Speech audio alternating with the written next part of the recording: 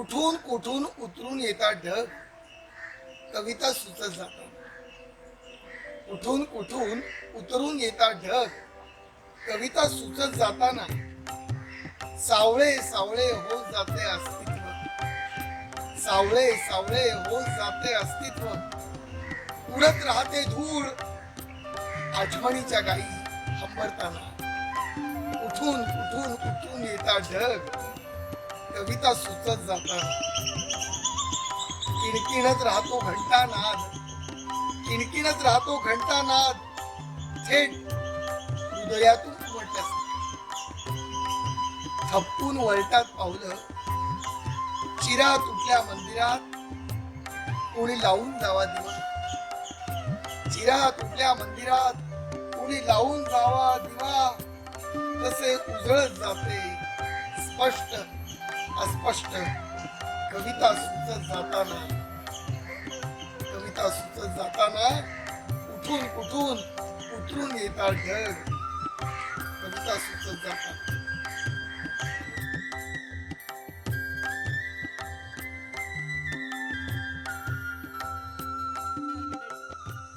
सुस्वर creations प्रस्तुत येथून आनंदुरे या कार्यक्रमामध्ये मी सुकन्या जोशी तुमच्या सगळ्यांचं अतिशय मनापासून स्वागत करते.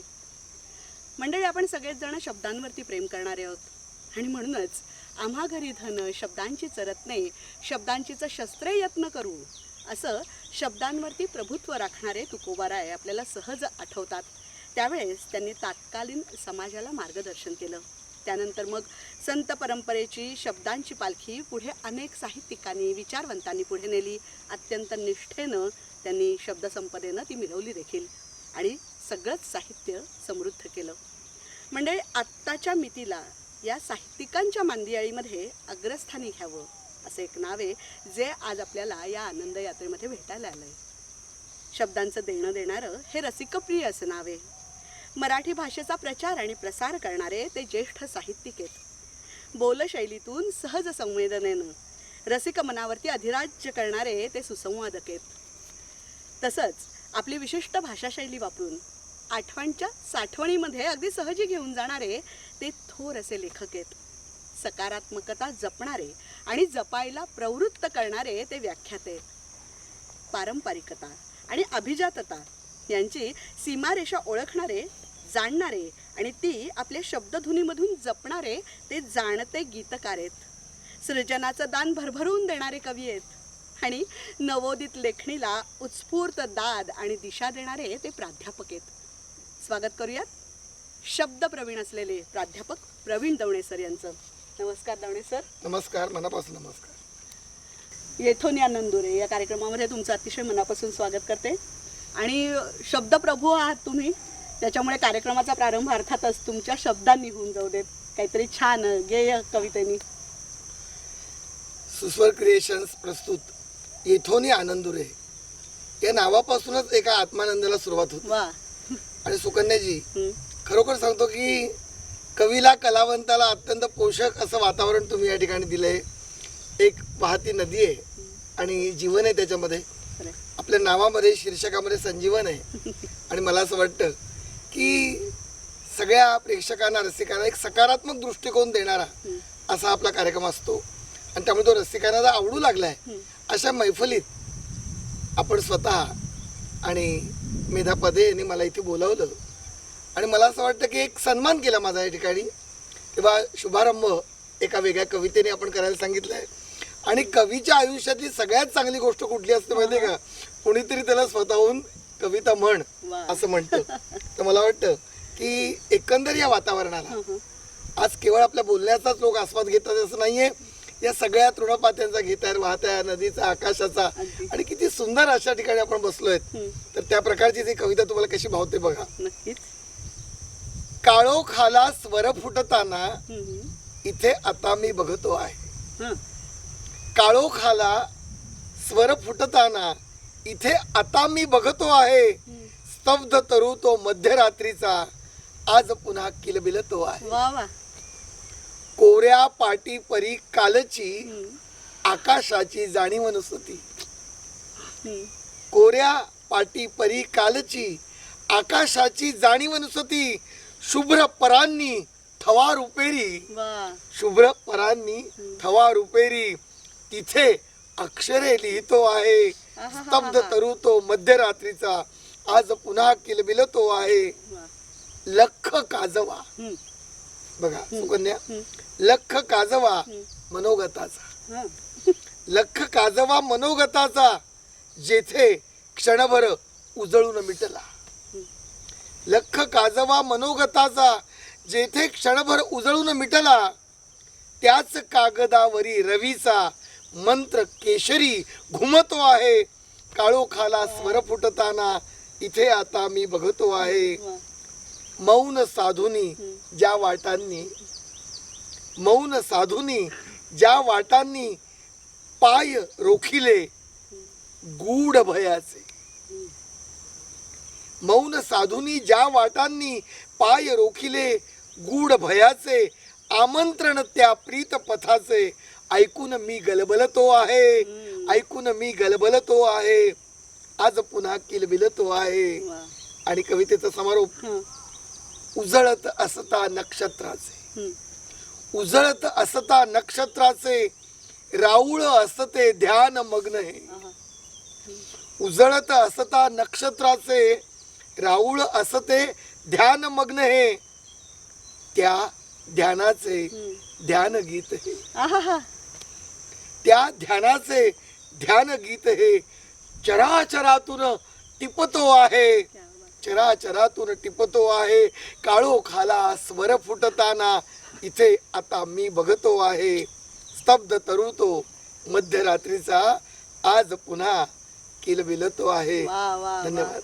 म्हणजे मला वाटतं हे सगळं जो आता आसमंत आपल्या भोवती आहे, छान निसर्ग आहे, त्याचं इतकं उत्कृष्ट आणि उत्कट वर्णन तुमच्या शब्दांमधून झालं. तुम्ही मला काय जाणवलं माहिती का सुकन्या, हं. ही कविता ही मी केव्हा तरी लिहिली असेल बरं. 10-15 वर्षापूर्वी. हं. गंध खुणा या माझ्या संग्रहातली ती आहे. बरं. हं. पण मला वाटतं की मीच नव्हे तर एकंदर कवी कुळाला अशा तऱ्हेचं एक वरदान आहे हं, हं. की तो द्रष्टेपणाने पुढचंच आधी लिहितो. त्यामुळे मला वाटतं आज या ठिकाणी मी 15 वर्षापूर्वी लिहिलेली कविता आज जगतोय. वा. म्हणजे तुम्ही दाद देतायत, लोक सगळे दाद देतायत, आनंद घेत आहेत सगळा, आणि येथूनही आनंद आहे. आणि त्यामुळे मला वाटतं की इथूनच तो सुरुवात होतो या किती सुंदर. कवितेपासून. म्हणजे तुम्ही आता हे असं सगळं छान बोलताय, त्याच्यामुळे ही आनंद यात्रा या आनंद पायवाटेवरनं इतकी सुंदर जाणार आहे. नक्कीच. त्याची आता म्हणजे अशी तुम्ही रुजवात, आपण म्हणतो ना एखाद्या कार्यक्रमाची कशी व्हावी, तसंच मला वाटतं कार्यक्रमाची रुजवात करताना मला असं विचारायचं आहे तुम्हाला की बालपणी आपली रुजवात होते बघा. म्हणजे बीज अंकुरतं, ते बहरतं, फुलतं खत पाणी घातल्यानंतर, तसंच आपणही आईच्या मुशीतून जन्माला येतो, तिथपासून ती रुजवात होते संस्कारांची. तर त्या तुमच्या बालपणाविषयी, आईवडिलांविषयी, ते काही किस्से असतील तर त्याच्याविषयी इथून आपण कार्यक्रमाचा प्रारंभ करूया. गंमत काय माहितीये का की आपण कोण आहोत हम्म, हम्म. याचा शोध लागणं हे पण एक युगायुगांचं संचित असतं. हम्म. तर ते मला कळलंय असं मला म्हणायचं नाही, हम्म. परंतु पुस्तकांनी भारलेलं घर मला मिळालं. वा. आणि विशेषतः की चांगलं ऐकायला मिळणं भाग्य आहे. हम्म. मी मुद्दामून रसिकांना सांगेन हम्म. की केवळ माझं घर नव्हतं तर एक संस्कार शाळा होती. कारण आजी आजोबांनी गुंफलेलं घर होतं, एकत्र कुटुंब होतं. हम्म. म्हणजे मी 3-4 वर्षाचा असेन, ठाण्याला माझं बालपण बरंचसं गेलं. आणि उथळसर सामंतवाडी असं त्या भागाचं नाव. आजही मला तुमच्याशी बोलताना ते घर आठवतंय. म्हणजे आता फ्लॅट संस्कृतीमध्ये माणसं ब्लॉक झाली हे आपण पाहतो, पण आम्ही पाहिलं की अक्षरशः दोन्ही बाजूला पारिजात, हम्म. मध्ये कणेरीची झाडं, आबोली, मागे जास्वंद, तुळशी वृंदावन, आजीनी, आईनी आणि माझ्या विविध प्रकारच्या अनेक नातेवाईकांनी रेखलेल्या रांगोळ्या. सायसूतपणा म्हणजे तो. काय असतं माहिती का, आज आपण हे शब्दबद्ध करतो, हम्म. पण बालपण असतं कुणाचंही ना, डोळ्याच्या कोऱ्या पाटीवर हम्म. त्या रांगोळ्या रेखल्या जातात. किती सुंदर. हो, आज मुलांना संस्कार शाळेत घालावं लागतं. आपोआपच जन्माला येताना संस्कार वर्ग मिळावा. अगदी खरं. गंमत म्हणजे झोपताना अंगाई म्हणणारी आजी होती. आणि आजही मला आठवतं की पंढरपूर परगणा हलवितो मैदाना, सोन्याच्या दरवाजाला मोत्याचा पाळणा, वा. हलवा ग सयांनो, हलवा ग बायांनो, परस रामाला मी गुंतले कामाला. क्या. आजी ती गुणगुणत म्हणायची. हम्म. कदाचित त्या छोट्या 2.5-3 वर्षाच्या प्रवीणला ते शब्द कळलेही नसतील. हम्म.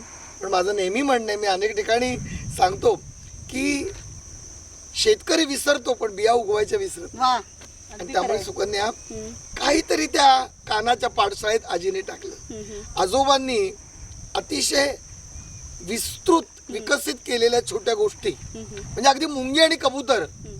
मुंगी आणि कबूतर ही गोष्ट अक्षरशः 2.5 मिनिटाची आहे. बरोबर. म्हणजे ते मुंगी त्याच्यात पडते आणि तो पान टाकतो, सगळ्यांना माहिती आहे ती हो. गोष्ट. पण तुम्हाला सांगतो, आज तुम्हाला मजा वाटेल की रोज संध्याकाळी रात्री मला एक गोष्ट लागायची हम्म, आणि आजोबा आराम खुर्चीवर बसून मांडीवर घेऊन ही गोष्ट 2.5 मिनिटाची गोष्ट अरेबियन नाईट्स प्रमाणे 8-8 दिवस चालवायची. आणि मग ती लाल मुंगी साधी नसायची, म्हणजे तेव्हा मॅचिंगचा जमाना नव्हता. पण माझे आजोबा किती पुढचा विचार करत असतील, तर ती लाल मुंगी, तिचे लाल सँडल्स, लाल गॉगल, लाल रिबीन तिने बांधलेली आहे, अशी ती लाल मुंगी मला रंगवायची. तो कबूतर कसा सफारी घातलेला बरं. असा इतकं रंगवायचे. सांगायचे हे की कल्पकतेचे पंख रुजवण्याचं काम त्या बालपणाने केलं. म्हणजे मला आता तुम्ही म्हणताना असं जाणवलं की ते गूज आहे की तुमचं शब्दवेल्हाळ जे लिखाण आहे की जे आम्हाला गुंगवून टाकतं रसिकांना. म्हणजे तुम्ही ते बोलत असाल किंवा तुमच्या ते शब्दसंपदेतनं आम्हाला वाचायला मिळत असेल, पण ते गूज तिथे दडलेलं होतं नाही का? सुकन्या, आणखीन एक गोष्ट मला सांगायची की जी मी कुठे सांगितलेली नाही. विशेषतः आमचं जे घर होतं ते आचार्य यात्रेंचं भक्त घर होतं. माझे 4 काका हे सगळे यात्रेंच्या प्रेमात होते, त्यांच्या लेखनाच्या. मराठा हे त्यांचं वृत्तपत्र आणि अग्रलेखासाठी अक्षरशः झुंज चालायची की आधी कोणी अग्रलेख वाचायचा. माझ्या आजोबांना तो एक वेगळा व्यापच झाला होता, कारण सकाळी मी घेणार मराठा वृत्तपत्र, मी घेणार.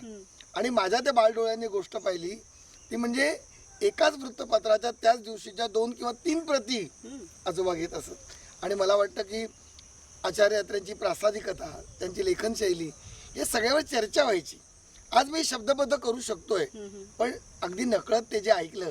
आणखीन एक गंमत मला सांगायची ती म्हणजे जवळच एक जिना होता आमच्या घराच्या बाहेर आणि बालपणाला पाय फुटले होते, जिन्याने मी धावत होतो आणि एक बरेच दिवस बंद असलेली खोली, कडी लावलेली होती, त्याला कुलूप नव्हतं.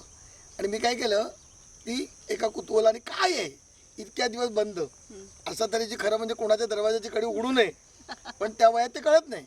आणि मी उघडल्यावर माझ्या लक्षात आलं शेकडो पुस्तकं तिथे होती. बरं.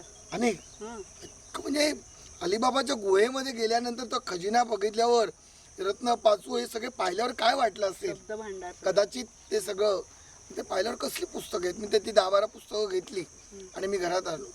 माझे आजोबा मला म्हणाले की प्रवीण, आता मी तुला सांगतो, आपलं जे घर आहे ना ते घर लेखकाचं घर आहे. म्हटलं म्हणजे काय, तर आपल्या घराचे मालक, आम्ही भाड्याने राहत होतो, रघुवीर सामंत म्हणून त्या काळातले लोकप्रिय लेखक, म्हणजे पाठ्यपुस्तकात त्यांचे धडे होते. तर त्यांची ती लायब्ररी किंवा त्यांनी लिहिलेली अनेक पुस्तकं होती. पण नंतर ते दुसरीकडे राहायला गेले, ती पुस्तकं तिथे पडून होती. आणि मला वाटतं की ती पुस्तकं, आजी आजोबांची गाणी, कहाण्या, कविता, ह्या तऱ्हेची स्त्रीगीतं, बाहेर येणारे वासुदेव, त्यांची गाणी, सण सुदी, सगळे एकत्र कुटुंब, या सगळ्याचा परिणाम कुठेतरी त्याच्यावर झाला. आणि मला वाटतं की कदाचित म्हणजे लेखक किंवा कवी किंवा कलावंत होण्याची ती जी एक प्रक्रिया आहे ती त्या बालपणाने सुरू केली असते. किती सुंदर. आणि मला वाटतं म्हणून मग त्या पायवाट्यावरून तुमची सुरुवात झाली, तो खजिना तुम्हाला मिळाला, ते शब्दभांडार मिळालं आणि मग असंच पुढे जात जात तुम्ही एका वळणावरती अशा आलात की आता मला काहीतरी लिहावंसं वाटतंय किंवा मी लिहू शकतो. हे असं नेमकं तुम्हाला कधी किंवा कसं जाणवलं, सुचलं, असं आपण म्हणूया?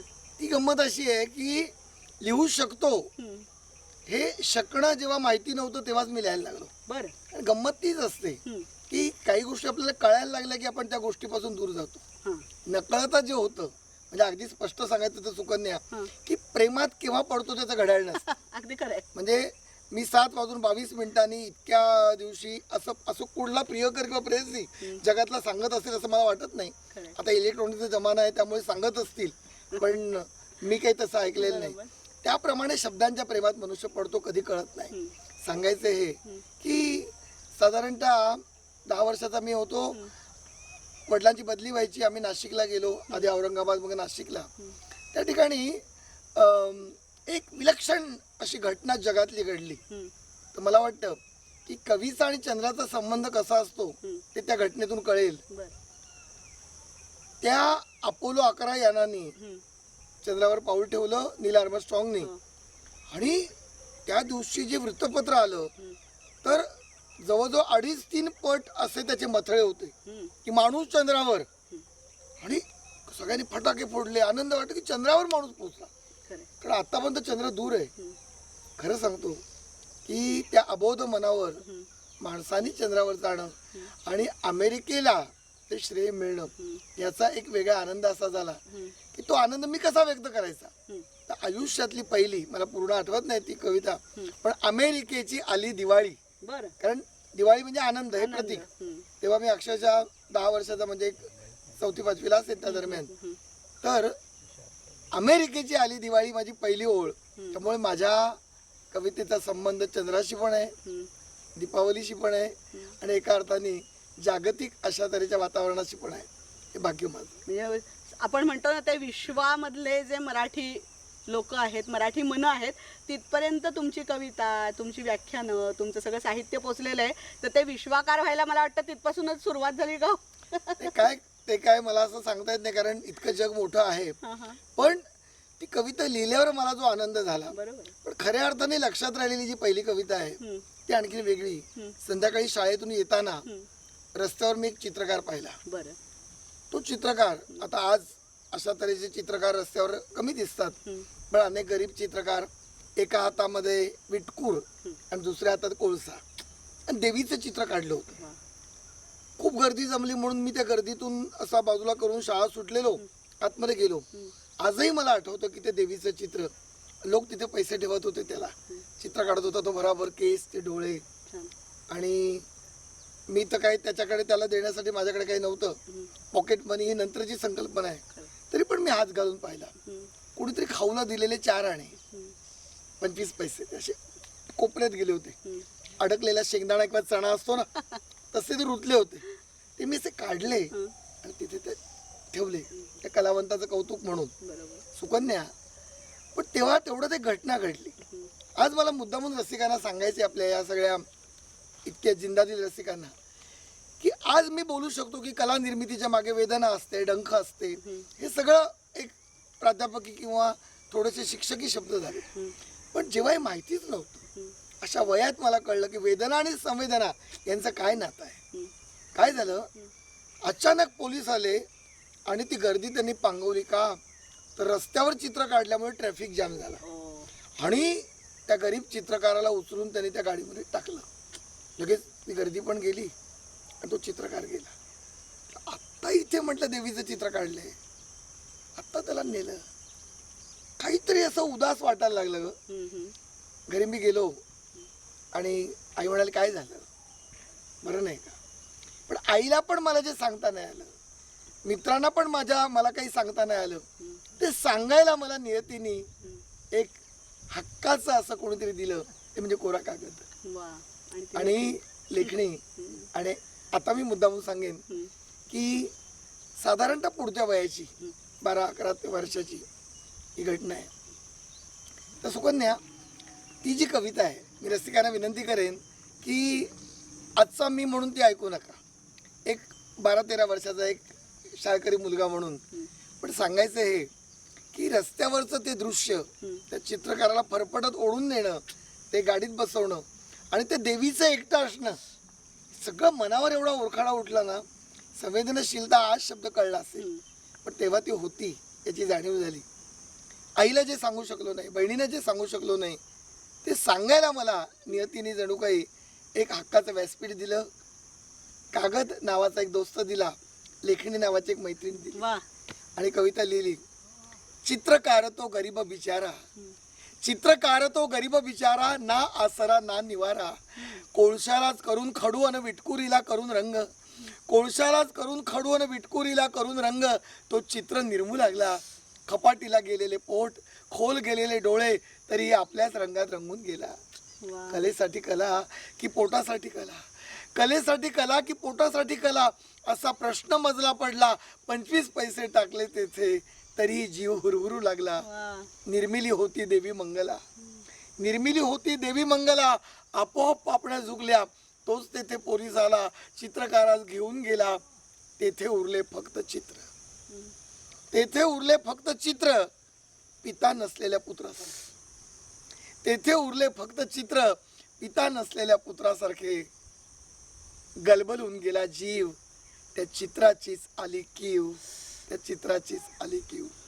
खरं म्हणजे आयुष्यातली खरी पहिली कविता मी आज सादर केली, की जी कुठे करायला काही मला असे संधी मिळत नाही, पण आज सुस्वर क्रिएशनच्या या खरोखर आनंद सोहळ्यात आणि येथून हे आनंदुरे, मला वाटतं की माझा आनंदू तुमच्यापर्यंत पोहोचतोय आणि रसिक त्याला दाद देत आहेत. मला ते ऐकू येत आहे. धन्यवाद मित्रांनो. पुढे जाऊया. दवणे सर, आत्ता तुम्ही कविता ऐकवली जी तुम्ही म्हणालात की मी ती देवी बघून मला ती मनामध्ये उरखाडा माझ्या उमटला आणि मग ती त्यातनं शब्द संवेदना या माध्यमातून तुमची ती कविता तुम्हाला स्फुरली. पण ती 12-13 वर्षाच्या मुलाची नाही हो वाटत. इतकी तेव्हापासून ती शब्द प्रतिभा तुमची खुलत गेली आणि मग त्यासाठी तुम्हाला जेव्हा कळलं की हे शब्दाच्या माध्यमातून आपण व्यक्त करू शकतो हे सगळं, तर तेव्हापासूनचा तुमचा जो प्रवास होता त्यात संघर्ष असतो आणि मग त्या शब्दांप्रती केला जाणारा रियाज एक असतो, तर त्या संबंधी मला तुमच्याकडून जाणून घ्यायला नक्की आवडेल. तुम्ही शब्द खूप छान वापरला होता, रियाज. म्हणजे आपण संगीताचा रियाज ऐकला होता मी, किंवा चित्रांचा, शब्दांचा पण रियाज. म्हणजे त्यासाठी मी तुम्हाला दाद देतो. तर खरंच आहे की तो रियाज जवळच्या पुस्तकांनी करून घेतला.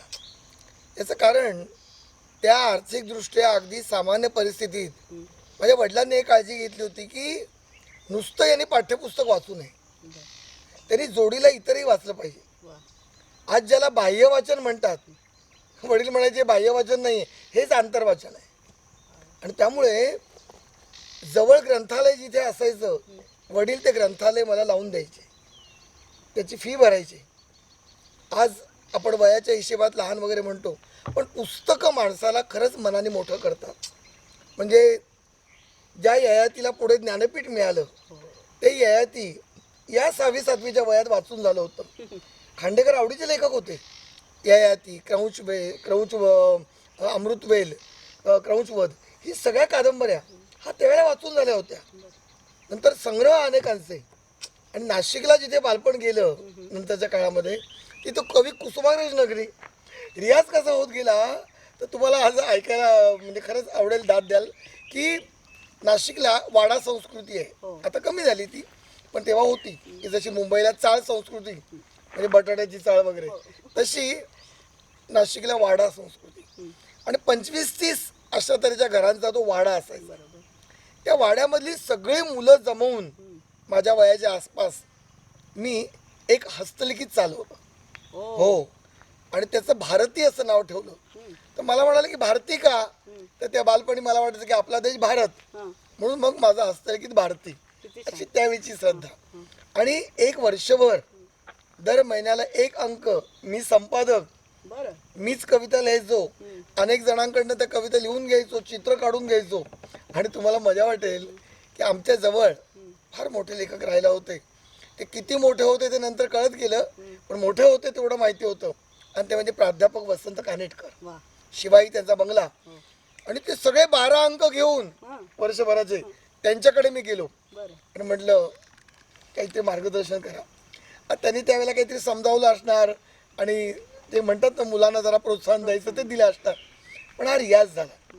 रियाजाची गंमत अशी की साभार परत म्हणजे कथा नाकारले हे कळत नसते त्या वयात. मी इतका वेडा होतो सुकन्या की साभार परत आलं तरी पण मी त्या अंकात दुसऱ्या महिन्यात, तिसऱ्या महिन्यात माझी कथा आली का हे मी वाट बघायचो. तर वडील म्हणायचे कथा नाकारलेली, ती येणार नाही. म्हटलं नाही, आभारासहित परत आहे, याचा अर्थ ती स्वीकारली असणार. आणि मग जेव्हा मला कळलं की कथा नाकारली गेली, वडील म्हणायचं वाईट वाटायचं कारण नाही, एक कथा परत यायच्या आत 10 कथा पोस्टात पडल्या पाहिजे. हा रियाज आहे. अलीकडे नवीन पालकांचे आवडते शब्द आहेत, मुलांना नकार पचवायला शिकवा, त्यासाठी अमुक करा, त्यांचं काय काउन्सिलिंग करा. पण वडिलांनी हे काउन्सिलिंग खरंच सहजपणे केलं की एक कथा परत आली तर येऊ दे, रडतोच काय, पुढे 10 कथा पाठव, याच्यातून तुझा तो सूर लागेल. आणखीन एक गोष्ट म्हणजे पाठ्यपुस्तकं आणि मराठी शिकवणारे जे शिक्षक होते त्यांना मी मानवंदना देतो, मानाचा मुजरा करतो. कारण नुसतेच ते मराठीचे शिक्षक नव्हते, अ आ इ ई शिकवणारे, खऱ्या अर्थाने मुळाक्षर रुजवणारे होते. मी नेहमी म्हणतो सुकन्या की अक्षरांची मुळं ज्याला जीवनापर्यंत रुजवता येतात तोच भाषेचा शिक्षक असतो. आणि रंगून जायचे. घाल घाल पिंगा वाऱ्या माझ्या परसतात म्हणताना आमच्या मराठीच्या बाई या नकळत डोळे टिपत असत आणि आई भाऊसाठी का ग मन खंतावतं म्हटल्यावर डोळ्यात पाणी यायचं. मला वाटायचं की कविता शिकवण्यापेक्षा बाईंच्या डोळ्यात ती कविता दिसायची. वा वा. हे मला मुद्दामून सांगायचं आहे की भाषेचा शिक्षक हा तुमच्या जीवनाच्या वाटा ठरवत असतो. ज्याला भाग्याने भाषेचा शिक्षक, मग हिंदी इंग्रजी कुठली असो, उर्दू कुठली असो, पण तो भाषेचा शिक्षक नुसतंच मुळाक्षरं किंवा जोड्या लावा, ऑब्जेक्टिव्ह असं शिकवणारा नको, साहित्य देणारा हवा. आणि त्यामुळे त्या ज्या कविता होत्या त्या 7वी 8वीच्या पुढच्या वयात अक्षरशः चालला चालला लमाणांचा तांडा एका गावाहून दुजा गावाला, सर किंवा मॅडम जेव्हा म्हणायच्या, बाई म्हणायचो आम्ही तेव्हा, तो तांडा मला दिसायला लागायचा. कुसुमाग्रजांची कविता होती निळा पक्षी, आजही ती माझ्या हृदयात आहे. कविता पाठ कराव्या लागल्या ना सुकन्या, कवितांनी माझी पाठ सोडली नाही. वा वा वा. खरंच सांगतो. उषक कालचे प्रकाश मंडळ येता प्राचीवर, उषक कालचे प्रकाश मंडळ येता प्राचीवर, निळे पाखरू त्यातून कोणी अवतरले सुंदर. फुलराणीचे विलास तारू निळी उभारून शिडे, सोनेरी दर्यांतून आले आले माझ्याकडे. पालवलेल्या मृदुल पाकळ्या पंखांच्या मिरवून ज्यावर झाले दिसे उशेच्या किरणांचे सिंचन. कविता बरीच मोठी, मी वेळ घेत नाही, पण कुसुमाग्रज, बोरकर, इंदिरा संत, शांताबाई शेळके यांच्या कविता भाषेच्या शिक्षकांनी मनात बिया पेराव्यात तो रियाज होता. तशा त्या रुजवल्या. आज मला असं वाटतं ऐकणाऱ्या रसिकांच्या मध्ये शिक्षकांचा वर्ग पुष्कळ आहे. पालक अनेकदा ऐकतात. मी विनंती करेन की पोटाच्या भयाने तुम्ही इंग्रजीत टाकले त्यांना, तो तुमचा प्रश्न आहे, मी त्याच्यामध्ये येत नाही. पण जगायचं असेल तुमच्या मुलाने उत्तम कसदार जगायचं असेल तर त्याला मातृभाषेतूनच शिक्षण पाहिजे. नाही तर काय होतं, आपण फक्त त्याला भाकरी कशी मिळवावी शिकवतो, पण भाकरीच्या बाहेरचं जे एक सुंदर जीवन आहे ते जगायचं शिकवू शकत नाही. हे मी मुद्दामून इथे सांगितलं. तो जीवनाचा रियाज, तो कवितांचा, वाचनाचा, लेखनाचा रियाज आपोआप या वातावरणाने शिकवला. आज या ठिकाणी मी इतक्या सुंदर अशा तऱ्हेच्या या वृक्षांच्या मांद्यावर मी बसलोय. डॉक्टर विकास म्हसकर यांच्या विसावा या सरळगाव मुरबाडच्या परिसरामध्ये काय छान आहे. म्हणजे मुंबईच्या इतके जवळ असूनही कुठेतरी मला वाटतं की हिरवाईची नवलाई असलेल्या वातावरणात मी आलोय. आणि तुम्ही मला जे बोलवलंय सुस्वर क्रिएशननी, याचं कारण मी नाही आहे. तुम्ही मला मोठे पण देताय, प्रवीण दवण्याने अमुक अमुक शब्द वापरलेत, तुमचा आभारी आहे. पण खरे मी आभार मानतोय त्या मराठीच्या शिक्षकांचे, बालपणीच्या पुस्तकांचे, योग्य वेळी मला ग्रंथालय लावणाऱ्या माझ्या आईबाबांचे त्या ठिकाणी मी आभार मानतोय. हे जर काही नसतं तर मी एक अत्यंत सामान्य असा कुठेतरी जिल्हा परिषद किंवा अनेक ठिकाणी मी एक कारकून असतो, लग्न केलं असतं, मुलं झाली असती, पण मी कवी कलावंत नसतो झालो. त्या पुस्तकांना श्रेय सुकन्या. खरंय. आणि एवढं तुम्ही छान सांगताय, हे सगळे मार्गदर्शक तुम्हाला या वाटेवरती मिळाले आणि तुम्ही तुम्हाला गवसत गेलात. तुम्हाला त्या शब्दांच्या माध्यमातून तुम्हाला गवसत गेलात आणि मग ते जे गवसणं होतं त्याचं मग छानसं ते रोपण झालं आणि मग तुम्ही प्राध्यापक या एका वेगळ्या भूमिकेमध्ये आलात. आता तुम्ही विद्यार्थी दशेत होतात तेव्हाचे प्राध्यापक, तुम्हाला जे शिकवायला होते ते, आणि तुम्ही प्राध्यापक झाल्यानंतरचे जे विद्यार्थी होते ते, यांचा काय एक मेळ तुम्हाला घालता येईल? मेळ म्हणजे इतके माहिती का, नुसता मेळ नाही तर खेळ मेळ आहे. वा. याचं कारण असं ना की म्हणजे एखादा उपक्रम सुद्धा जीवनाचा सूर कसा देतो. तर पुढे वडिलांची बदली कल्याणला झाली, आम्ही राहायला डोंबिवलीला आलो. त्या ठिकाणी SV जोशी हायस्कूलचा मी विद्यार्थी. गंमत म्हणजे 11वी मॅट्रिक म्हणजे शेवटची बॅच 75-76चा मी विद्यार्थी. तर 11वीच्या मुलांनी 10वीच्या मुलांना शिकवायचं. मला मराठीचा शिक्षक म्हणून विद्यार्थी शिक्षक मला निवडलं आणि मजा असते. शिपाई पण विद्यार्थीच, प्राचार्य पण विद्यार्थीच, सगळी मजा असते. आणि 10वीची जी मुलं आहेत ती उन्हाळ मुलं काही आजच्याच काळात नाहीत, त्याही काळामध्ये होती. आणि उन्हाळपणाची महाराष्ट्राची परंपरा फार मोठी आहे. आणि त्यामुळे मी जेव्हा वर्गात गेलो तेव्हा मुलांनी ठरवलं की गोंधळ घालायचा आणि हा जो प्रवीण आहे समोरचा त्याला अक्षरशः चितपट करून टाकायचा. पण भाषेने मला वाचवलं. मी कविवरे बोरकरांची कविता, चित्रवीणा किंवा आणखीन कुठली तरी असेल, मी प्रस्तावना सुरू केली. माझा आवाज आज जो तुम्हाला भीमदेवी थाटाचा वाटतोय याचं कारण पहिल्यापासूनच कल्लोळ करणारी मुलं जी मिळाली. पण मला ती मुलं आवडतात. शांत बधीर पेपरवेट सारखी बसलेली अशी लिबलिबीत निश्चेतन मुलं मला नाही आवडत. अरे मुलं सुद्धा असे चॅलेंज आव्हान म्हटलं पाहिजे. पहिलाच तास माझ्या आयुष्यातला आणि त्या मुलाने आरडाओरड शिट्या. पण मी विचार केला की मला जर टिकायचं असेल तर मला त्या मुलांपेक्षा मोठा आवाज काढला पाहिजे. बरं बोरकरांची कविता तरल, माझा आवाज तेव्हा झालेला असा पोवाड्यासारखा. पण ती जी प्रस्तावना मी केली, गोव्याचे बोरकर, निसर्ग, आणि मग माझ्या गोव्याच्या भूमीत गड्या नारळ मधाचे, कडे कपारी मधून घट फुटती दुधाचे, माझ्या गोव्याच्या भूमीत सागरात खेळ चांदी. आणि मी मुलांना ती चांदी कशी खेळते, म्हणजे ते मासे कसे त्या चांदण्यामध्ये असे उसळतात आणि चांदी कशी दाखवलं. खोटं वाटेल सुकन्या, विश्वास ठेवा, आपला स्नेह आहे म्हणून विनंती करतो, विश्वास ठेवा. ती 3.5-4 मिनिटात ती जी मुलं आहेत ती इतकी अशी अवाक होऊन बघायला लागली. रसिका हो, मी आत्मस्तुती करतोय, मला क्षमा करा, पण ते घडलं तसं. आणि नंतर ती कविता अपूर्ण राहिली, 40 मिनिटात ती पूर्ण नाही झाली आणि सगळी मुलं ओरडली, अजून 1 तास घ्या, अजून 1 तास त्या मुलाला. आणि त्या वर्षीचा सर्वोत्कृष्ट मराठीचा शिक्षक म्हणून मला पारितोषिक मिळालं आणि तिथे रुजवात झाली. आणि मला माझ्या करिअरचा आजच्या भाषेत मी कोण आहे, मी शिक्षक कसा आहे याचा मंत्र मला सापडला. त्या उपक्रमाला जोशी हायस्कूलला श्रेय आहे. आता तुम्ही पुढे जे विचारलंय की ते विद्यार्थी असतानाच झालं, की प्रत्यक्ष जेव्हा मी अध्यापन करायला सुरुवात केली, म्हणजे मी विद्यार्थी असताना कसा होतो ते तुम्हाला कळलंच, कारण त्या मुलांच्यापैकी मी एक होतो, गडबड गोंधळ करणारा धमाल. पण प्रत्यक्षात ज्या वेळेला मी करायला लागलो अध्यापन, आज रसिकांना विशेष माहिती नसलेली गोष्ट मी सांगेन. माझी जी सुरुवात झाली ना अध्यापनाची, ती नाईट कॉलेजपासून झाली, रात्र महाविद्यालय. आणि माझं हे भाग्य आहे की जर, म्हणजे महात्मा गांधी म्हणायचे की जर तुम्हाला उत्तम नागरिक व्हायचं असेल तर तुम्ही खेड्यात काही दिवस राहिलं पाहिजे. मी असं विधान करतो की तुम्हाला उत्तम शिक्षक व्हायचं असेल तर तुम्ही रात्र शाळेत, रात्र महाविद्यालयात शिकवलं पाहिजे. कारण कष्टकरी मुलं, श्रमजीवी, सकाळी अक्षरशः अगं पहाटे 4ला उठून संध्याकाळी 7 पर्यंत राबणारी, घामेजलेली, की ज्यांच्या कपड्याला घामाचा गंध येतोय, पुस्तकं भिजलेत, अशी मुलं माझ्या वर्गात येऊन बसायची. आणि माझं वय किती तेव्हा माहिती आहे का उल्लेख करतो मी MA तर झालो नव्हतोच, कारण शिकत होतो. मी BA ला, माझं वय 19-20, समोरची मुलं वय 28, 32, 29, 40, कारण नाईट स्कूलची मुलं, नोकरी करून शिकणारी. आणि आज मी सांगतो, भांडूपला, मुलुंड जे जवळ भांडूप आहे, कस्तुरी नाईट कॉलेज हे नाव मुद्दामून सांगतो. म्हणजे मला महाविद्यालय लाभलं त्याचं पण नाव कस्तुरी, तिथे पण कविताच होती, काव्यच होतं. आणि आज मी खरंच कृतज्ञ आहे त्या नाईट स्कूलच्या मुलांनी, त्यांनी जे प्रेम दिलं, तिथे इतके उपक्रम केले. आज सांगायला हरकत नाही, उपक्रमशीलतेविषयी बोलतोय आपण म्हणून, की तिथे मी एक मुलांचं म्हणून हस्तलिखित सुरू केलं, त्याला नाव दिलं निशिगंध, कारण रात्रीचं ते होतं. आणि त्याचं प्रकाशन करायला कोणाला बोलवलं तर कविवर्य नारायण सुर्व्याला बोलवलं.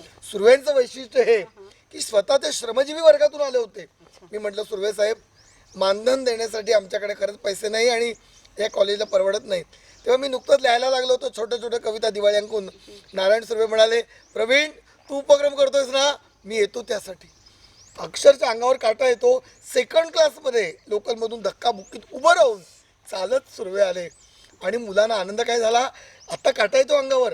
नारायण सुर्वेंची कविता 11वी-12वीला वर्गात शिकवायला आणि पाठ्यपुस्तकात ज्याची कविता तो कवी प्रत्यक्ष दिसतोय, हा संस्कार आहे. तुमच्या चेहऱ्यावरती तो नाही दिसतो, म्हणजे आता माझ्या अक्षरशः आणखीन वेळ बोललो तर मला वाटतं की रुमाल करून डोळे टिपावे लागतील. आणि हे एक कृतज्ञता आहे.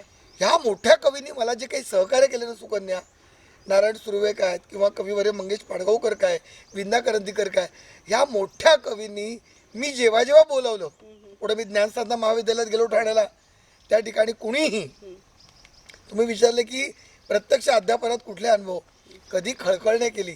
एक गंमत सांगतो की रविवारीच मला उपक्रम घ्यावे लागायचे. याचं कारण सगळ्या मुलांना यायचं असायचं आणि तेवढी जागा नसायची.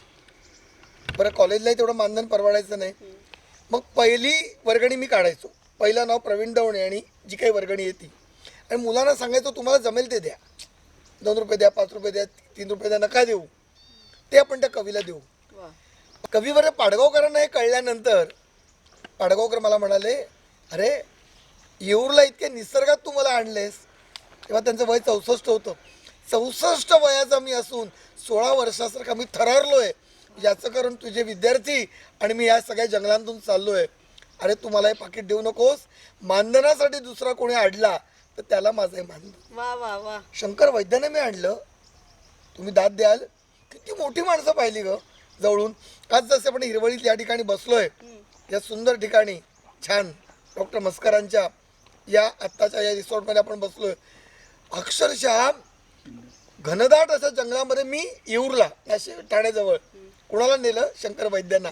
का तर बहिणाबाई चौधरी यांची निसर्गाची कविता मी वैद्यांना सांगितलं, सरांना तुम्ही निसर्गात शिकवा. आणि अशी 250 मुलं बसलेत, मायक्रोफोन नाही, बरोबरचे जवळचे उपक्रमशील शिक्षक आणि विद्यार्थी. आणि शंकर वैद्यांनी त्या व्याख्यानाचा शेवट जो केला तो मला आठवतो. बहिणाबाई चौधरी त्यांनी रंगवल्याच कवितेतून.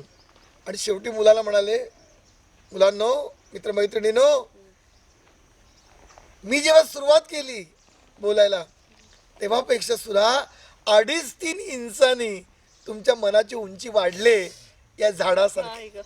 निसर्ग तुम्हाला असंच उंच करत असतो. बहिणाबाईंची कविता तुम्हाला उंच करेल.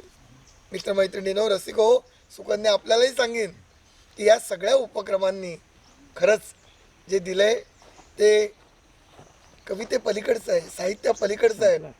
आणि माझं संपूर्ण आयुष्य या तरुण पिढीला, या पालक पिढीला काहीतरी सांगण्यात जे पुढे गेलं की आपल्या गप्पांचा प्रभाव तुम्ही पुढे न्याल, त्याचं कारण हे उपक्रम. एवढे सगळे मोठे साहित्यिक प्रवीणजी आपल्या जीवनात आले. तो प्रवास चालू झाला नाईट स्कूल पासून ते आत्तापर्यंतचा.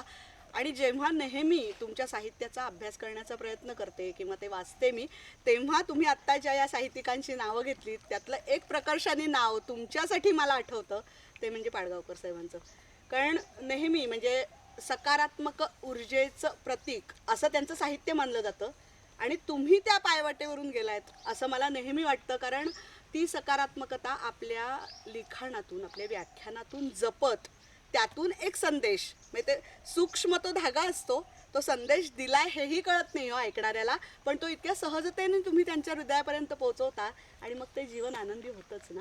त्यातून तुमचा तो कवी घडत गेला, तुमच्यातला गीतकार घडत गेला. आणि कवी आणि गीतकार हा परत एक वेगळा मुद्दा आहे. त्या मुद्द्याकडे मला यायचं आहे की तुमच्यातला कवी पण तितकाच उंचीचा आहे आणि गीतकार म्हणून तुमची गाणी सुद्धा सर्वश्रुत आहेत. ती लोकांना सहजी आपली वाटतात कारण त्यातले शब्द. तर याच्याकडे मला यायचं आहे.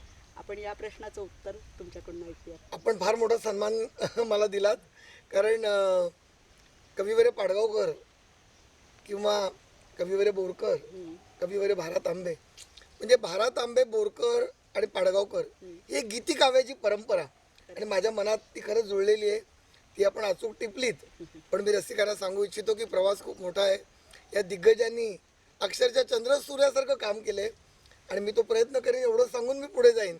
या सगळ्या कवींकडनं एक वेगळ्या प्रकारची गोष्ट मला कळली, ती म्हणजे एक उत्तम कविता ही सुद्धा एक उत्तम गीत असू शकते हे मला कळलं. असंही म्हणता येईल की एका उत्कृष्ट गीतामध्ये पण एक उत्तम कविता असते. म्हणजे अनेकदा कविता आणि गीत याच्याविषयी आपण काही सतत प्रवाद ऐकतो, पण माझ्या मनातनं सुकन्या अगदी योग्य वयातच ते समरम सगळे दूर झाले. याचं कारण भारत आंब्यांची कविता जेव्हा मी वाचतो, घट भरे प्रवाही बुडबुडुनी, किंवा त्यांच्या इतर प्रसिद्ध कविता, किंवा बोरकरांच्या कविता जेव्हा मी ऐकतो की अनचित्रांची विचित्र वीणा अजून करते दीडदा दीडदा, आता प्रतिभावंत संगीतकाराने त्याला चाल लावली की त्याचं उत्तम गीत होईल. त्यामुळे मला असं वाटतं की माझ्या मनात नेहमी होतं की चांगल्या गीतात एक कविता असते. शंकर वैद्य मला स्वतःला म्हणाले होते की प्रवीण, एक उत्कृष्ट गीत लिहिण्यासाठी एक उत्तम कविता कलात्मक हातानेच सुरगळावी लागते. मी विसरू शकलो नाहीये. तो संस्कार माझ्यावर झाला. इथे आणखीन एक छोटी छटा आहे की त्यामुळे माझ्या कवितांची गाणी झाली. अत्यंत नामवंत संगीतकारांनी त्या कविता टिपल्या. अगदी नामवंत संगीतकार आहेत, त्याचा उल्लेख आपण पुढे करू, तो एक आनंद आहे. पण त्याबरोबर आणखीन म्हणजे चित्रपट गीताकडे पण मला या गीतांनी वळवलं. तिथे मात्र मला गीत रचना करावी लागली. याचं कारण प्रेरणा बाह्य होत्या की बाहेरच्या कुठल्या तरी प्रसंगावर मला ती गाणी लिहावी लागली. तरी जर मनात जर कविता असेल तर ते रचलेलं गाणं सुद्धा कवितेची रंगभूषा आणि पुढे जाऊन म्हणेन अंतरंग भूषा लिहून वा. येते. आत्मविश्वास या चित्रपटामध्ये माझं गीत होतं आणि त्या गीताच्या पहिल्या 2 ओळी मला आठवतात. आली जाग सोनियाच्या अंबराला, सातरंगी स्वप्न जडे आयुष्याला. आता सातरंगी स्वप्न जडे आयुष्याला गीताला, चित्रपट गीताला मानवेल असं काव्य त्याच्यामध्ये होतं. अगदी कदाचित खोल कविता नसेल कारण चित्रपट गीतात ती चालत नाही, पण मुळात आतमध्ये कविता असल्यामुळे त्या ओळी लिहिता आल्या. म्हणजे हे जे सगळे चित्रपटासाठी ज्यांच्यावर मी काम केलं ते अशोक पत्की आहेत, अनिल मोहिले आहेत, नंदू होनप आहेत किंवा अजय अतुल आहेत, चिंब भिजलेली सारखं गाणं, ही सगळी गाणी किंवा दीपक पाटेकरांकडे शपथ तुला बाळाची मला गाणी फार मनासारखी लिहिता आली. आनंद मला वाटला. कितीतरी मी उदाहरणं देईन की आपोआपच चित्रपट गीतात कविता आली. म्हणजे एक रात्र मंतर लिहिली किंवा आहुती या चित्रपटाला स्वरसम्राटी लता दिदीने गाणी गायली आणि त्यांनी शाब्बासकी दिली. खरोखर घडायचे जे घडते मनुजा काही न तव हाती, अरूप अनामिक अनंत व्यापून उरली ही नियती. आता या केवळ गीतकाराच्या ओळी नाहीत तर त्याच्यामध्ये एक लपलेला कुठेतरी कवी आहे. म्हणून तुमचा मुद्दा त्याला मी दाद देतो की कविता आणि गीत याच्यातला जो एक सूक्ष्म अशा तऱ्हेचा जो एक प्रवास म्हणा किंवा फरक आहे तो पुसण्याचा प्रयत्न माझ्या गीतांनी करण्याचा प्रयत्न केला. आणखीन एक तुम्ही मुद्दा मगाशी मांडलात की या पाडगावकरांसारख्या मोठ्या कवींनी त्यांच्या बोलकवितांनी सहज संवादी अशा कवितांनी एक वेगळ्या प्रकारचा सोपेपणा, प्रासादिकता माझ्या कवितांना दिली. म्हणून मला वाटतं की ज्याला वर्तमानाचं भान देणारं लेखन आहे त्या मंडळींपुढे झालं आणि मला वाटतं की तो सूर घेऊन आजही लेखन सुरू आहे. धन्यवाद. आणि तो प्रवास असा समृद्ध होत चाललाय. दवणे सर, एवढं तुम्ही छान बोलताय आणि हे सगळं ऐकत असताना असं मला वाटतं की भूत भविष्याच्या या सगळ्या आपण म्हणतो ना की हल्ली चिंतेमध्ये प्रत्येक माणूस व्यस्त होत चाललाय, चिंताग्रस्त होत चाललाय आणि वर्तमानात खरं तर कसं जगावं हेच विसरून गेलंय.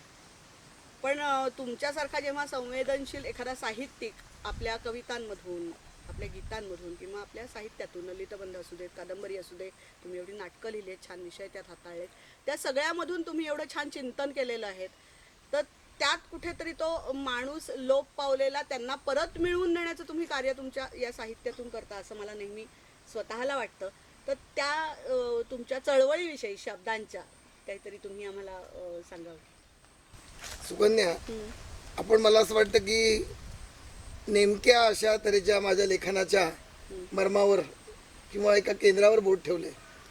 खरंच आहे की जेव्हा वृत्तपत्र येतं तेव्हा मी काही जाहिराती वाचतो आणि गुंतवणुकीचे इतके सल्ले असतात पण सोडवणुकीचा एकही नसतो. म्हणजे गुंतवण्यासाठी माणसाकडे वेळ आहे पण सुटकेसाठी वेळ नाही. आणि आज अजून हवंय हा जो विकार माणसाला जडला आहे त्याच्यातून तो सतत उद्याची काळजी करतो. जे निसटतंय त्याची काळजी आहे पण जे आपल्या उंजळीत आहे त्याची नाही आहे. यासाठी मला महात्मा गौतम बुद्धाची एक रूपकथा किंवा दृष्टांत कथा ही मला प्रेरक ठरली. महात्मा गौतम बुद्धाने आपल्या शिष्याने म्हटलं की शिष्य हो, कुठल्याही नदीत तुम्ही एकदा पाऊल ठेवू शकता. शिष्य म्हणाले कसं काय? त्याच नदीत आम्ही दुसरं पाऊल ठेवू शकू? महात्मा बुद्ध म्हणाले होय, पण दुसरं पाऊल ठेवाल तेव्हा आधीची नदी वाहून गेलेली असते. रसिक हो, आधीची नदी वाहून जाते हे ज्याला कळलं त्याला जीवन कळलं. आपण अनेकदा वेगवेगळ्या त्याच्या पोथ्या वाचतो, अनेक प्रकारच्या अशा तऱ्हेच्या बाबांकडे जातो, भोंदू बाबांकडे जातो आणि सतत भविष्याची काळजी करतो. माझ्या लेखनात वर्तमान जागेपणाने जगणं हीच भविष्याची काळजी आहे हे मी प्रतिपादलं. मी पुन्हा हे वाक्य अधोरेखित करण्यासाठी उच्चारतो की भविष्याची खरी काळजी असेल तर वर्तमान जागेपणाने जागेपणाने. आणि तेच सांगण्याचा प्रयत्न मी खरंच नम्रपणे केला आणि करणार आहे.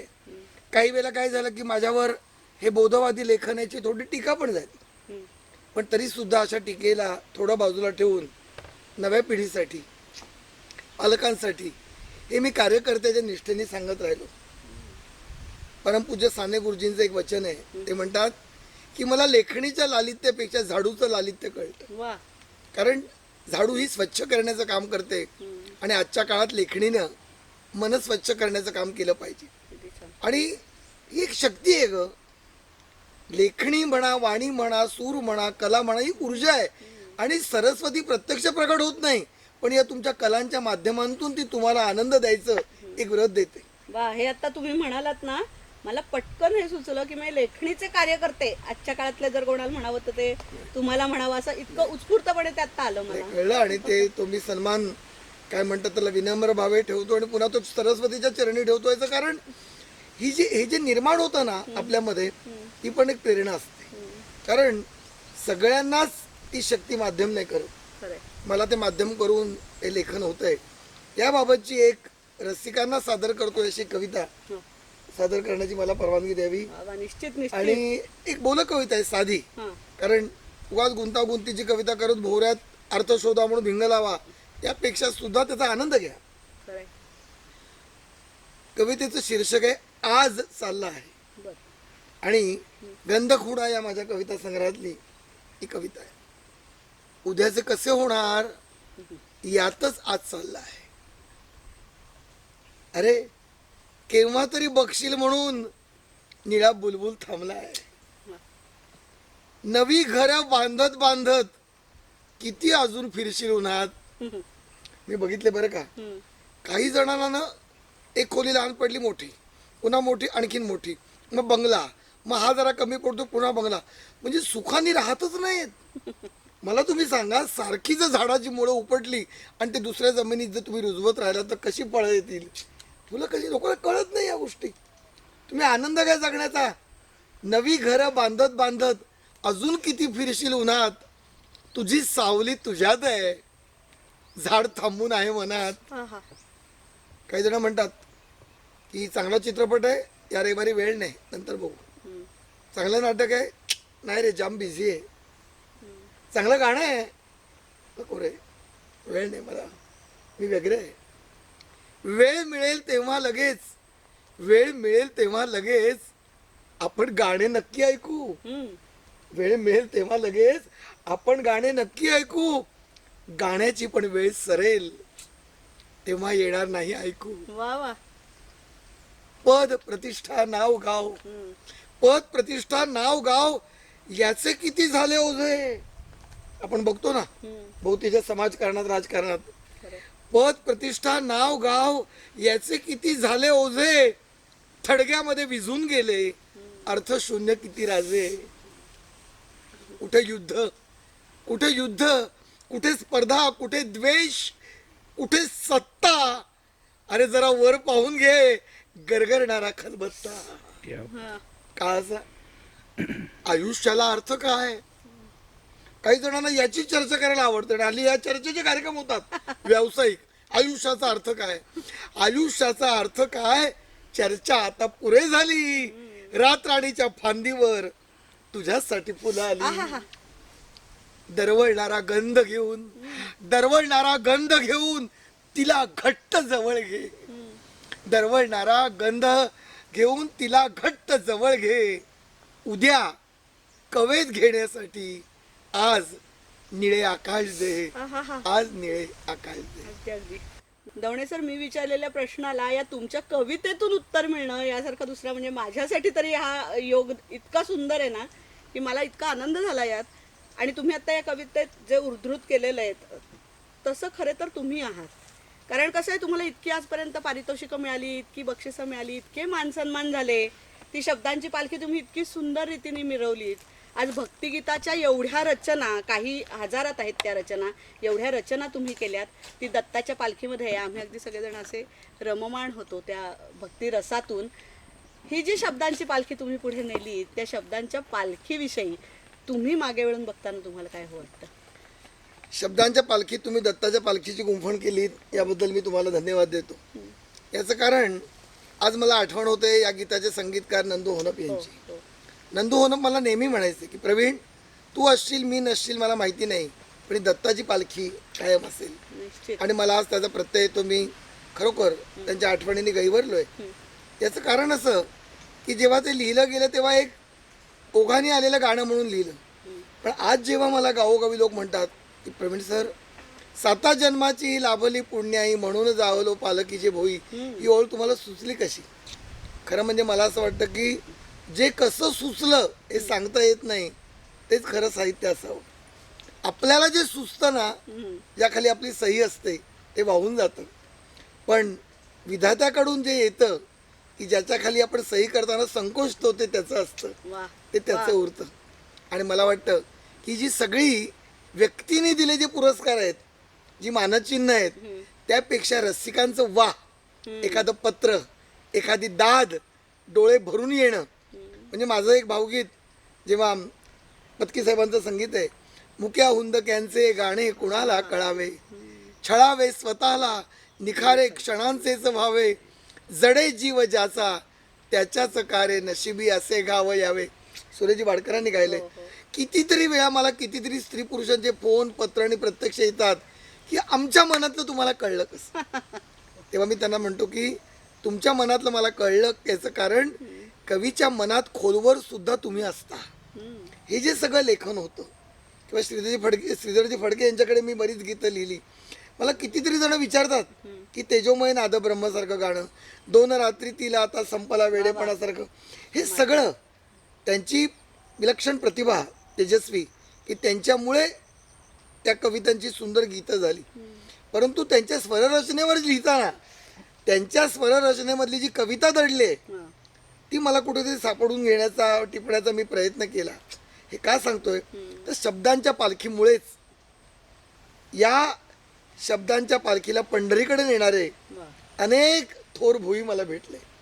आज या आपल्या व्यासपीठाच्या माध्यमातून मी सुकन्या मुद्दामून सांगू इच्छितो.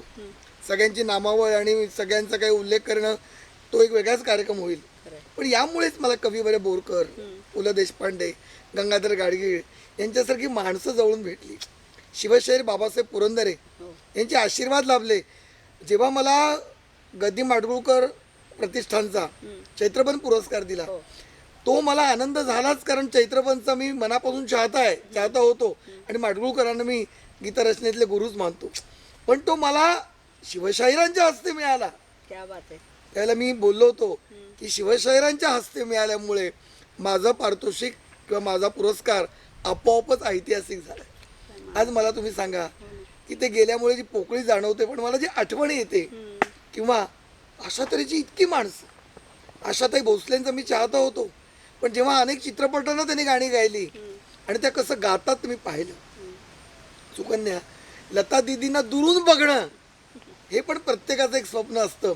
पण दीदी जेव्हा आपल्या कंठातून माझं गाणं समोर ठेवून गातात, तो पुरस्कार मोठा असतो. अगदी खरंय. माझा छकुला या चित्रपटाच्या वेळेला त्याचं जे शीर्षक गीत आहे त्या गाताना त्यांनी मला प्रेमाने जवळ बोलावलं आणि त्यांनी मला सांगितलं की प्रवीण, त्याच्यामध्ये एक छोटा अक्षर एक बदल करून आपण घेऊया का, कसं वाटतंय ते.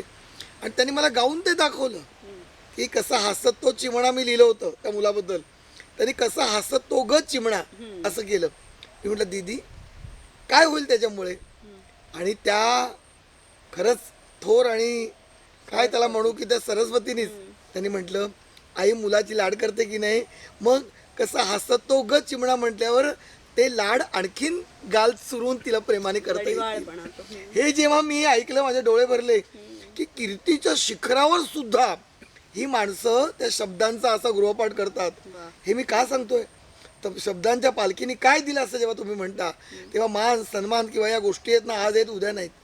पण ही जी विलक्षण अशी तेजस्वी मांदी आई मी जी पाहिली नक्षत्रांची, की जी नक्षत्र त्यांच्या समोर मी असा लहान मुलासारखा रांगत गेलो आणि त्यांनी माझ्या शब्दांना कडेवर घेतलं आईसारखं, असं जेव्हा मी पाहिलं आणि तो अनुभव होता ना, तो अनुभव हा सगळ्यात मोठा पुरस्कार होता. आणि म्हणून मला असं वाटतं की पुढे जाताना आयुष्यामध्ये सुद्धा आपल्या हातून, लेखणीतून सुद्धा नाव उरेल न उरेल ते निघून जातं. तेव्हा लोकलच्या गर्दीमध्ये निघालो घेऊन दत्ताची पालखी म्हणताना भजनी मंडळ दिसतं, किंवा अक्कलकोट स्वामींच्या मठात अक्कलकोट स्वामींची पालखी निघाली म्हणताना मी तिथे दर्शनाला रांगेत उभा असतो, पण माझं गाणं मात्र तिथे बसलेलं असतं भक्तांच्या हृदयात. हा इतका मोठा पुरस्कार आहे आणि मी या श्रद्धेला मानतो बरं का. हा आनंद मी घेतो. कुणाला भाबडा वाटेल वाटू द्या, भामटं असण्यापेक्षा भाबडं असणं हे वाईट नाही. आणि त्यामुळे मला वाटतं सुकन्या, या आपल्या मनपूर्वक आनंद देणाऱ्या अशा व्यासपीठात पुन्हा लोकांना आपल्याला संवेदनेकडे न्यायचं आहे. खरंय. उत्कटतेकडून न्यायचंय. हो. जेव्हा आपण म्हणतो की आतून हृदयातला जो आनंद इथून झालेला इथून तो लोकांना द्यायचा आहे, हा मोठा संस्कार खरंच आपलं माध्यम करतंय. आणि आज संस्कारांचं एक जिवंत अशा तऱ्हेचं एक विद्यापीठ असावं, अशा या विसावामध्ये डॉक्टर विकास मस्कर या अशा हिरव्यागार सृजनशील वातावरणामध्ये मला हे सांगण्याची संधी मिळणं, ही संधी सुद्धा सुकन्या आपण आणि मेधापदे हे दोघींनी मला दिलेला हे पारितोषिक पुरस्कार ही माझी भावना आहे. धन्यवाद मनपूर्वक. म्हणजे हा आमचा सन्मान तुम्ही त्या शब्दांनी केलात. या आनंद यात्रेमध्ये आपण छान शब्दांच्या पालखीतून त्या जाताना त्या आनंद वाटेवरती इतके सुंदर क्षण दिलेत तुम्ही आम्हाला की आमचं जगणं, म्हणजे आपण म्हणतो ना की जेव्हा माणूस कधी समृद्ध होतो तर ते जगणं असं समृद्ध होतं या शब्दांच्या, या अशा मांदियाळीतून, या शब्दांच्या पालखीतून ते तुम्ही केलं. आणि आज या इथे तुम्ही आलात, मी बोलवलं माझ्या प्रेमापोटी. तुमचा शब्दांवरती तुमची जी माया आहे, तुमचं प्रेम आहे, त्याच्यासाठी तुम्ही आज या इथे आलात. तुमच्या एवढ्या अमूल्य वेळ तुमचा काढून त्यासाठी मनपूर्वक प्रवीणजी तुमचे धन्यवाद मानते अतिशय मनापासून. आणि जाता जाता आम्हाला एक, म्हणजे जसं आपण सुरुवातीला प्रारंभी तुमचे शब्द, त्या शब्द पालखीने सुरुवात केली, तसंच ते तुमच्या शब्दांचे भोई होऊन आता आम्हाला या आनंद वाटेवरती जायचे. तुम्ही तुमच्या आवडीची कुठली तरी एक छानशी अशी कविता आम्हाला ऐकवावी. सुकन्या, खरं तर तुम्ही माझे आभार मानलेत, पण मी कृतज्ञता व्यक्त करतो. कारण इतकं प्रदीर्घ आणि मनातलं बोलण्याची अशी संधी माझ्यासारख्या कवीला, लेखकाला तशी क्वचित मिळते. आणि आम्ही काही फक्त बाईट्स देऊन किंवा फक्त जाहिरातीपुरतं अशी बोलणारी माणसं नाही आहोत. प्रदीर्घ आणि मनातलं बोलायला आवडतं. पण सुस्वर क्रिएशन्सनी येथोनी आनंदुरे या एका सुरेख आणि अर्थपूर्ण संतवाणीच्या अशा तऱ्हेच्या आशयघन शब्दात हे व्यासपीठ मांडलं आणि मला बोलावलं. मला वाटतं की हा माझ्यासाठी एक शुभ संकेत आहे. मी आपल्या सगळ्यांचे आभार मानतो. आणि मी सगळ्या रसिकांना सांगू इच्छितो, तुमचा एक छोटा मित्र म्हणून, एक शब्द साधक म्हणून मी आपल्याला विनंती करतो की जगणं पुन्हा पुन्हा मिळत नाही. आयुष्य मागे न वळते रे, अशी कविवर सुरेश भटांची अप्रतिम ओळ आहे की आयुष्याला कधी युटर्न नसतो. एकदा आपण उद्यात गेलो की पुन्हा आजमध्ये नाही येत आहेत. मग आजमध्येच नीट जगलं तर हीच माझी शुभेच्छा आहे. मित्रांनो, सुखदुःख कुणाला नसतात, प्रत्येकाला ती असतात. परंतु त्या वेदनेला सुद्धा संकोच वाटावा अशीच आपली तपश्चर्या आणि तितिक्षा असेल, आपली जर तपश्चर्या असेल, ध्यास असेल, तर मला असं वाटतं की मुंगीला सुद्धा गरुडाचे पंख फुटावेत असा चमत्कार घडू शकतो बरं का. म्हणून उगवणाऱ्या दिवसाला उमलणारा दिवस करण्यासाठी तुम्ही विश्वास ठेवा, चांगलं काहीतरी घडणार आहे म्हणून विनंती करतोय. मग असं ज्याला कळलं त्या मनावरची कविता आहे की आयुष्य ज्याला कळलंय. तुम्ही म्हणता की गाणं जेव्हा गातो आणि अरे वा षड्ज सापडला, तसं जीवन गाण्याला पण षड्ज सापडलेली काही माणसं आहेत. मग बाबा आमट्यांसारखी असतील, आज जी विद्यमान आहेत, अभय बंग, राणी बंग सारखी असतील, प्रकाश आमटे, विकास आमटेंसारखे असतील, अशी काही व्यक्तिमत्व आहेत की ज्यांना षड्ज सापडलं आहे. अशी अनेक आहेत. मी ओघाने आलेली नावं घेतली तर ती जेव्हा आपल्या आयुष्यात येतात तेव्हा काय होतं. षड्ज ज्यांच्या पावलांनी मैफलीतून मोहरे, षड्ज ज्यांच्या पावलांनी मैफलीतून मोहरे, त्यांचेच रे गाणे खरे. चाहुलीनी मंद त्यांच्या झेप घेती पाखरे, त्यांचेच रे गाणे खरे. डोळी यांचा स्पर्श ज्यांचा, डोळी यांचा स्पर्श ज्यांचा, काळजाला सावरे.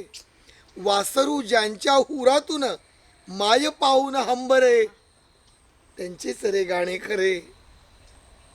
मेघ ज्यांच्या चाहुलीने थेंब होऊन पाझरे, मेघ ज्यांच्या चाहुलीने थेंब होऊन पाझरे. ग्रीष्मदाही जीवनाची आर्द्र होती अंतरे, त्यांचेच रे गाणे खरे. सोबतीचा हात ज्यांचा मस्तकावर पांघरे, काही स्पर्श असे असतात की नुसते स्पर्श असे असल्याने डोक्यावर आधार वाटतो, बाकी काही नाही. म्हणून सोबतीचा हात ज्यांचा मस्तकावर पांघरे, विरघळूनी प्रश्न सारे रूप घेती उत्तरे. विरघळूनी प्रश्न सारे रूप घेती उत्तरे, त्यांचेच रे गाणे खरे. आणि शेवटचं कडवं असेल सुकन्या, बंद होता विश्व सारे, बंद होता विश्व सारे, उघडती ज्यांची घरे. काही वेळेला खिन्नता येते, एकाकीपण येते, असं वाटतं की माझ्या सोबतीला कोण नाही का, मी इतका आता विपन्न अवस्थेत आहे, एकाकी अवस्थेत आहे, कुणीच माझं नाही का. अशा वेळेला मैत्रीची जी साथ येते ना ती खरी असते. अरे पैसा असताना, नाव असताना, पुरस्कार असताना, रूप असताना कुणीही जग बोलवतं, पण काहीच नसताना जे वाट पाहतात ते मित्र असतात.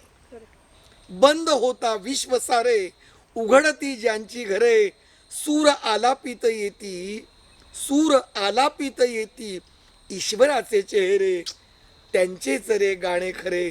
षड्ज ज्यांच्या पावलांनी, मैफलीतून मोहरे, त्यांचेच रे गाणे खरे, त्यांचेच रे गाणे खरे.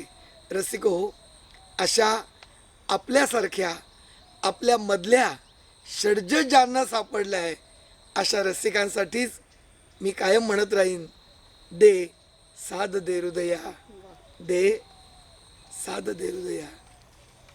धन्यवाद. गुरुर्ब्रह्मा गुरुर्विष्णू गुरुर्देवो महेश्वरः, गुरुः साक्षात् परब्रह्म,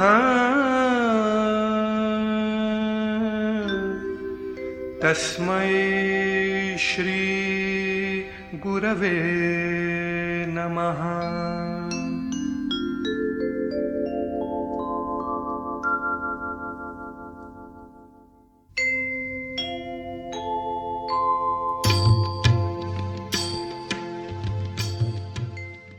निघालो घेऊन दत्ताची पालखी, निघालो घेऊन दत्ताची पालखी. आम्ही भाग्यवान आनंद निधान, आम्ही भाग्यवान आनंद निधान. झुलते हळूच दत्ताची पालखी, झुलते हळूच दत्ताची पालखी. निघालो घेऊन दत्ताची पालखी, निघालो घेऊन दत्ताची पालखी. दिगंबरा दिगंबरा श्रीपादवल्लभ दिगंबरा, दिगंबरा दिगंबरा श्रीपादवल्लभ दिगंबरा. रत्नांची आरास साज मखमली, त्यावर सुगंधी फुले गोड ओरी.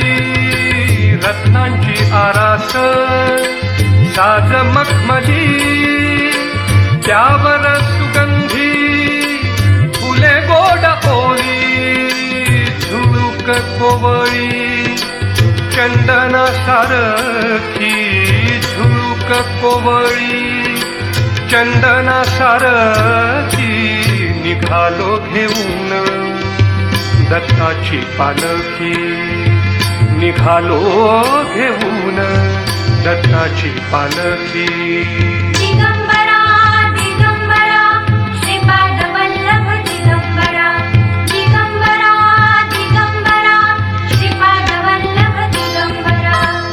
सात जन्मांची ही लाभली पुण्याई, सात जन्मांची ही लाभली पुण्याई. सात जन्मांची ही लाभली पुण्याई.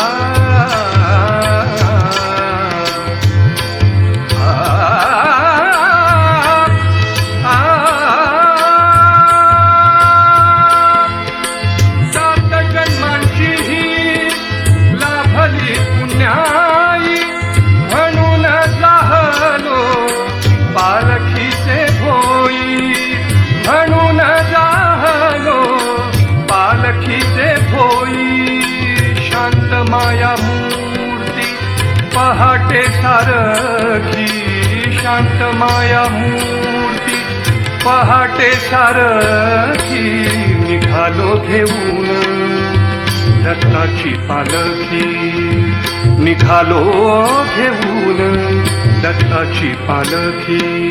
दिगंबरा दिगंबरा श्रीपाद वल्लभ दिगंबरा, दिगंबरा दिगंबरा श्रीपाद वल्लभ दिगंबरा. वाट वळणाची जीवाला या ओढी, दिसते समोर नरसोबाची वाडी. वाट वळणाची जीवाला या ओढी, दिसते समोर नरसोबाची वाडी. डोळ्यात गंगा जाहली बोलकी, डोळ्यात गंगा जाहली बोलकी. निघालो घेऊन दत्ताची पालखी, निघालो घेऊन दत्ताची पालखी. आम्ही भाग्यवान आनंद निघाल, आम्ही भाग्यवान आनंद निघाल.